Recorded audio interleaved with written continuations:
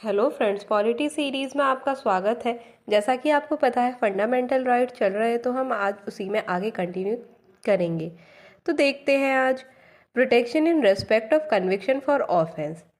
ये आर्टिकल 20 के अंडर दिया हुआ है।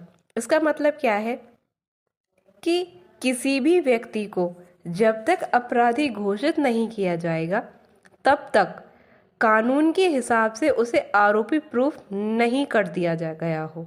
ठीक है। और इसके साथ साथ क्या बात है कि लॉ में बताई हुई जो पेनल्टी है उससे ज़्यादा उसे पनिशमेंट नहीं दी जा सकती। जितनी लॉ में दी गई है उतनी ही पनिशमेंट इसको किसी पर्सन को दी जाएगी। और सेकंड क्या है, हमारे यहाँ no ex post facto law है। इसका मतलब क्या है कि कोई कानून आज लाया गया है तो उसमें जो पेनल्टी दी गई है वो आज से ही आगे के अपराधों पर लागू होगी, ना कि पीछे के अपराधों पर जो हो चुके हैं। ठीक है, ये हमारे यहाँ नहीं है, no ex post facto law. Next क्या है कि एक अपराध के लिए एक बार ही दंडित किया जाएगा, एक बार ही सजा मिलेगी। Right to life and personal liberty, ये दोनों को दिया जाता है, सिटीजन को और फॉरेनर्स को भी। ये क्या बोलता है कि no person shall be deprive of his life and personal liberty except procedure establish by law. हम विधि के द्वारा, कानून के द्वारा ही किसी पर्सन की लाइफ और लिबर्टी छीन सकते हैं, डिप्राइव कर सकते हैं। ठीक है, विधि द्वारा ही, एक प्रोसीजर द्वारा ही। ठीक है, कोर्ट द्वारा ऐसे बोल सकते हैं। अब राइट टू लाइफ और पर्सनल लिबर्टी में बहुत सारे राइट्स आते हैं जो कि सुप्रीम कोर्ट की जजमेंट के द्वारा इसमें इंक्लूड किए गए हैं। कौन कौन से हैं?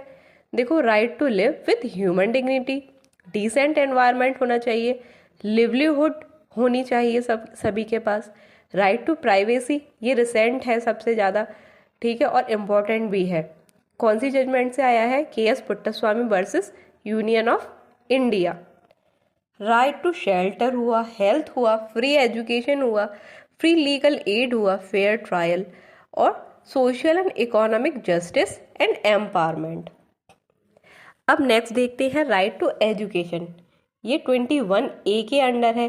देखो, अगर किसी भी आर्टिकल या अनुच्छेद के आगे 21A ऐसे बिग लेटर में, ठीक है, कैपिटल लेटर में लिख रहा है तो समझ जाना कि ये संवैधानिक संशोधन से ऐड किया गया है। ठीक है, तो इसके आगे लिख रहा है ना 21A, तो ये भी किसी संवैधानिक संशोधन से ऐड किया गया है। तो देखते हैं ये क्या कहता है।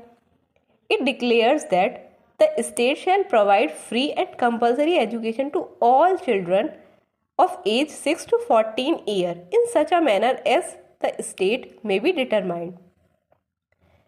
स्टेट हर एक बच्चे को जो कि 6 से 14 साल तक के हैं उनको फ्री और कंपलसरी एजुकेशन प्रोवाइड करेगा। ठीक है, ये कौन से संवैधानिक संशोधन से ऐड किया गया है? तो 86। किससे? 86 से। अब नेक्स्ट देखते हैं protection against arrest and detention. ये क्या कहता है? Article 22 grants protection of arrest who are arrested, protection to a person who are arrested और डिटेन।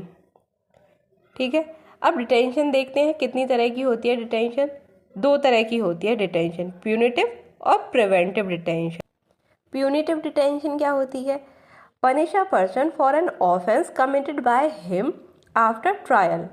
ठीक है, किसी पर्सन को पनिश कर रहे हैं, कब कर रहे हैं? तब उसने ऑलरेडी ऑफेंस कर दिया है, कोई क्राइम कर दिया है। ठीक है, बहुत सारे लोग जेल जाते हैं, तो वो जो जेल जा रहे हैं आफ्टर ऑफेंस, ठीक है, आफ्टर ट्रायल, तो वो होता है प्यूनिटिव डिटेंशन। और प्रिवेंटिव क्या होता है? प्रिवेंटिव में पहले ही डिटेन कर रहा है, उनको पहले ही रोक रहे हैं। ठीक है, उन्होंने कोई ऑफेंस नहीं किया है उससे, पर डाउट है कि ये ऑफेंस कर सकते हैं, तो इसीलिए उनको पहले ही डिटेन किया जाता है, रोकने के लिए उनको कि कोई अपराध ना करें ये। तो वो होता है प्रिवेंटिव डिटेंशन। अब इसमें कई क्लॉज हैं, वो देखते हैं। देयर आर वेरियस क्लॉजेस पहला है right to inform on the ground of arrest.